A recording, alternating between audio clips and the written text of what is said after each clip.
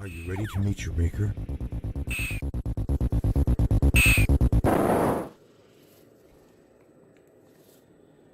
The game is almost over. I thought we'd have more time. Mankind is unprepared for what comes next. Believe in the Lord Jesus Christ, and ye shall be saved.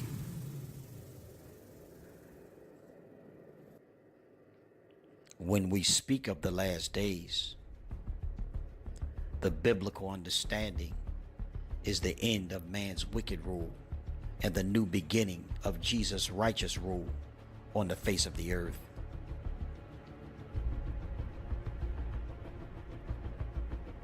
For the born-again believer, the end of days is nothing to fear.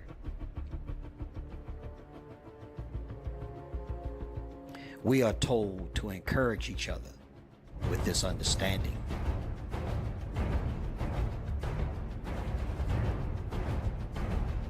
And to pray for the speedy coming of the last days.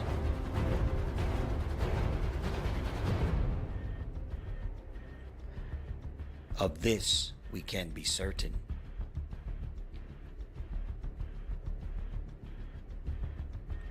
No man will know the day or the hour. Matthew 25:13.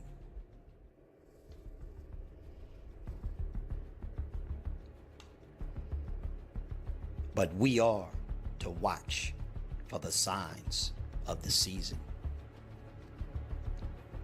So what are the signs of the season of the end?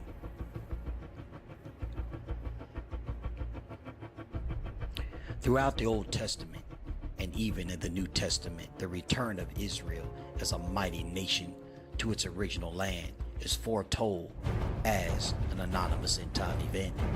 For almost 2,000 years, Israel was not a nation. She returned to the land in 1948. The clock started ticking. Another prophecy, Daniel 12:4. But thou, O Daniel, shut up the words and seal the book, even till the time of the end. Many shall run to and fro, and knowledge shall be increased.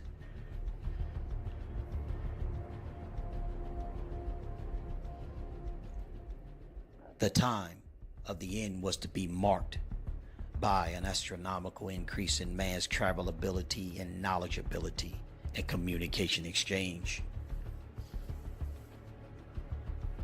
Of the total of 6,000 years of human history, it has only been in the last 100 years that man went from riding horses and walking to supersonic jet travel and space travel.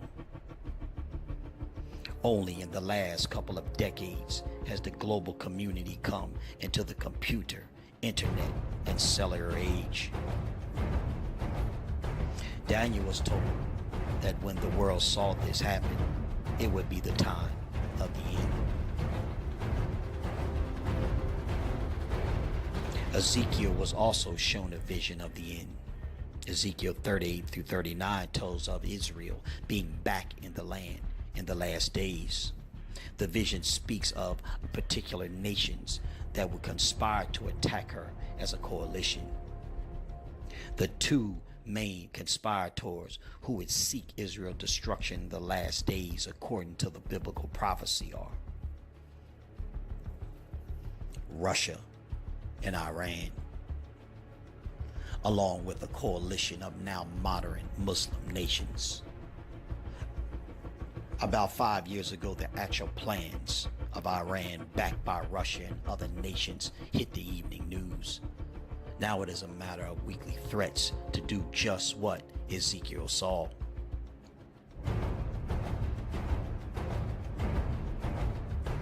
Listen to what Jesus said would be a major signal that we were living in the last days.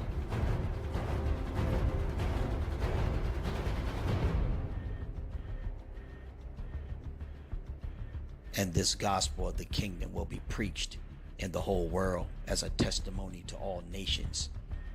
And then the end will come. Matthew 24:14. When Jesus spoke these words, the gospel had not yet been completed. That happened at the cross and the resurrection.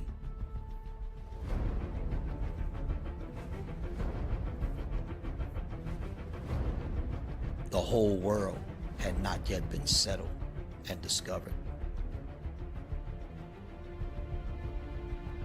The technology to take the gospel to the world had not yet been invented until our time.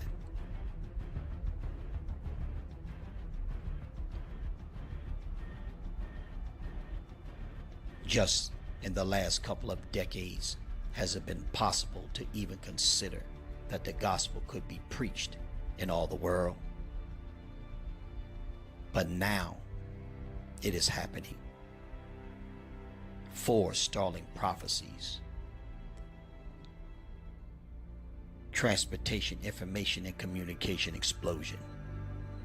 Israel's return to the land. Russia and Iran conspiring together boldly for an attack on Israel and for her destruction. And the gospel of Jesus being preached in the whole world with lightning speed. All 4 have happened only within the last several decades. We are the only generation to see all 4 fulfilled or near fulfillment in the history of the world. Are we living in the time of the end? What do you think?